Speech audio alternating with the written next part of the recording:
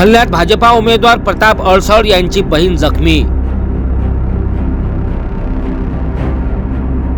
धामणगाव मतदारसंघातील भाजपाचे उमेदवार प्रताप अडसळ यांच्या बहिणीवर जीवघेणा हल्ला। माझी सर्व कार्यकर्त्यांना विनंती आहे व सूचनाही आहे की कोणीही आपल्या गाव सोडून बूथ सोडून हॉस्पिटलला येऊ नये। अक्कावर ज्या पद्धतीनं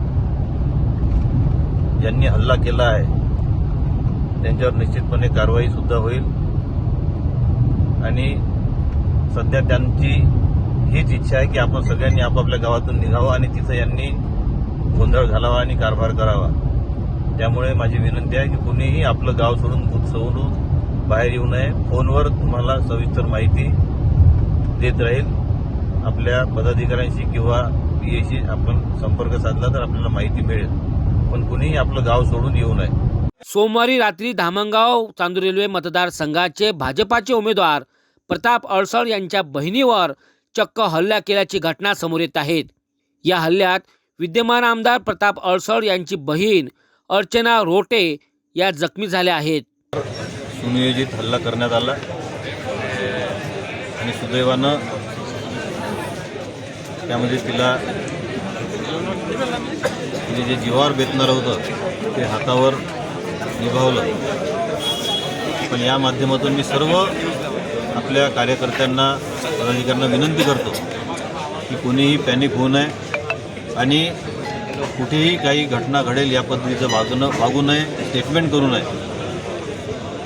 आणि मला अशी माहिती मिळाली आहे की या घटनेची माहिती त्यांच्याही कार्यकर्त्यांकडून प्रत्येक बूथवर देण्यात येऊन राहिली आहे, जेणेकरून त्या सगळ्या बूथवरचे कार्यकर्ते इथं येतील आणि मग जे काही त्यांना करायचं आहे ते त्या ठिकाणी करण्याची संधी मिळेल। माझी सगळ्यांना विनंती आहे की कुणीही आपल्या आपल्या बूथवरून इकडे येऊ नये आणि सगळ्यात महत्त्वाचं स्थिती बिघडेल किंवा कुठं वाईट परिस्थिती निर्माण होईल, वादविवाद वाढणं होतील अशी कुठलीही कृती आपल्या कोणत्याही कार्यकर्त्यांनी करू नये। शांततेनं सगळ्यांनी वागावं। कायदा असल्यामुळं कायदा आपलं काम निश्चितपणे करेल आणि कायद्याच्या माध्यमातून आपण त्यामध्ये जी काही कायदेशीर प्रक्रिया आहे ती करणं सुरू आहे। पण या पद्धतीनं या थराला जाऊन या पद्धतीनं वागणं हे निश्चितपणे कुठल्याही संस्कृतीला न शोभणार आहे।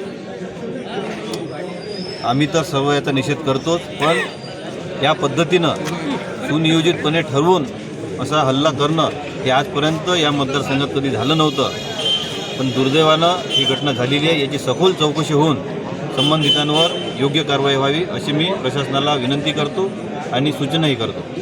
या घटनेची माहिती मिळताच धामणगाव चांदूर रेल्वे मतदारसंघात एकच खळबळ उडाली। कार्यकर्त्यांनी शांत राहावे, कोणीही रुग्णालयात भेटीला येऊ नये असे आवाहन विद्यमान आमदार तसेच भाजपा पक्षाचे उमेदवार प्रताप अडसळ यांनी आपल्या भाजपा कार्यकर्त्यांना केले आहेत।